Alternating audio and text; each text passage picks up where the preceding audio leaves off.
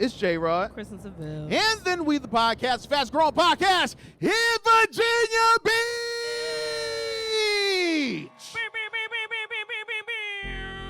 Our podcast is the And Then We podcast. It's a relationship and culture podcast, but through a comedic lens.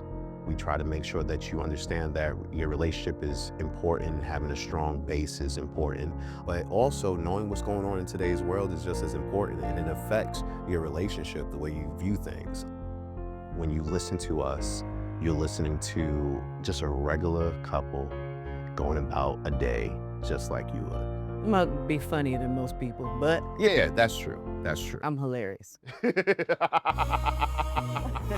I want y'all to give it up. Start clapping right now. Give all the energy to Kristen Sivills. Well, I'm actually a comedian.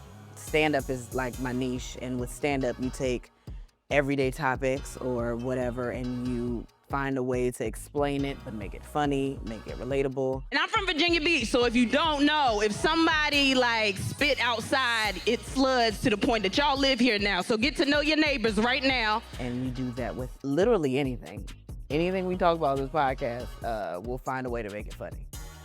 I started doing local shows like around Hampton Roads.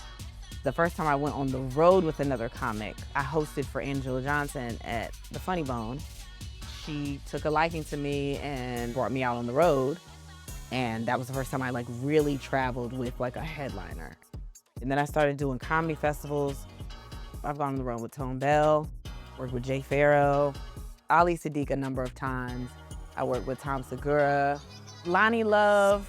I worked with Damon Wayans Sr. I worked with Marlon Wayans, and it's been fun. And then this happened with the podcast, and I was like, I don't want to do a podcast. I am a pure stand-up comedian. And then I started doing it, and I was like, oh, this is kind of fun. I'm having a good time.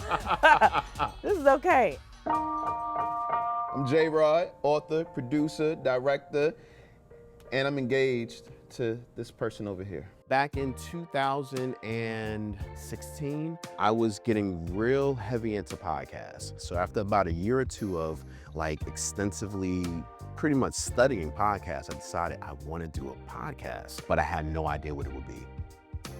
I'm dating my wife, and she's doing stand-up this entire time. We realized that she was pregnant with our twins. So during that time, stand-up became a lot harder because she's gonna stand up. He loves that. It gave an opportunity for me to not only be able to do a podcast, but to allow her to get her comedy out as well. Convince her to do a podcast. Right. I'm Kristen Sivills. I'm a comedian and I'm a mom. And that's it. I'm single. That's it. You see, yo. In the beginning, my idea was, let's interview some comedians. That was really the engine that started it. It was like, okay, we're gonna talk to comedians about relationships. After maybe like 9 or 10 episodes in, not only did we wanna speak to each other a little bit more, we had just had the twins. It was just really hard to find babysitters, to get out to the comedy club, to set everything up, to interview people. And what I knew early on was that consistency would be the key to our success. So I said, no matter what, we have to record every week. And that's what we did. I like creatives. Creatives. Like, me too. I would say 9 out of 10 people that I've dated Me too. or dealt with were creatives. Me too. Wow, that's Yeah. weird. We ended up in an apartment living room with kids running around that when we could only record was when they were Her asleep. direction or anything. I'm sorry. Wait. That changed the entire landscape of the show. And then COVID happened. No, it's not. If you remember back in COVID, we didn't have nothing. We were looking for anything to keep us sane, you know, other voices, because we weren't around people. I attempted to do stand-up during the proposal. A couple of months after COVID, our first clip on social media went viral. The clip that went viral was about the term sneaky link. You ever had a sneaky link? If anything, you was for a while. But we are reacting like old people. What is a sneaky link? What does that mean? We have no idea.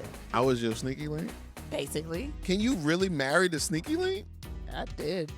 Do you realize how many people were surprised? Are you kidding me? That's kind of what started like the real touring. We toured the country and we really started creating the show. I think we really started seeing the potential for this to really become something. We also want to make our brand even better.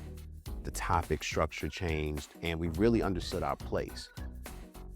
When we were trying to find our footing, we realized that we were just having really true conversations in front of everybody. I think it helped us in a way.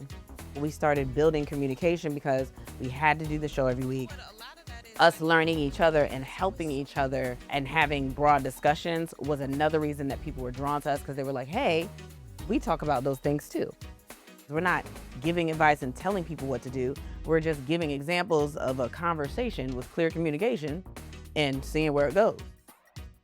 I think our live show is the podcast just times 1,000. You gotta pop up a new move. Like it's like a new release, like sneakers. Like you just gotta. We like to kind of just make people feel like they're sitting in the living room with us. It's our thank Yeah. you. Yeah. It's our thank you for listening to us. You know, when we come into their city, we want to make sure that they are getting an experience. They're not just listening to us, because you do that every week. When we got together, he had a son and I had a daughter. And we were like, yeah, this is great. We've done it. We've finished the family. And then I got pregnant with identical twin boys. When we came into the relationship, we both had children, and then we had some old children. We didn't mean to have like Children, yeah, we didn't mean to do It was that. supposed to be child, but And we had twins. 2 of them came out. As we got older, we just started noticing some milestones they may not have been hitting. And we just went to talk to somebody about it just to see, and found out that they were on the autism spectrum. The podcast became our way of being able to spend more time with our boys. And that was especially important because they weren't even in school at the time. So we were with them 24/7 with the help of the therapist that would come in. And when we had to leave for the weekend, you know, our parents would, you know, be there to take over them and have a watchful eye. But the podcast was really a godsend because, like I said, it allowed us to have that time to really learn and how to really interact with them, and, you know, so they knew that we were there. And our big kids are cool too. I Yeah, mean, no, we love them. they but, are you know, also cool. Yeah, different too. Yeah, they're also cool. Everybody just works. Like, we all know what each other needs, and we kind of just work off that. I think we're at a point now where we found our reason, you know, and I think that's hard for a lot of brands as well, to know why you do what you do. Not just for self, but what is it that you're giving to the people? So I think now it's time to put a megaphone towards that, because there are more people who need what we give, you know, and how to have fun with everything. Thanks for listening.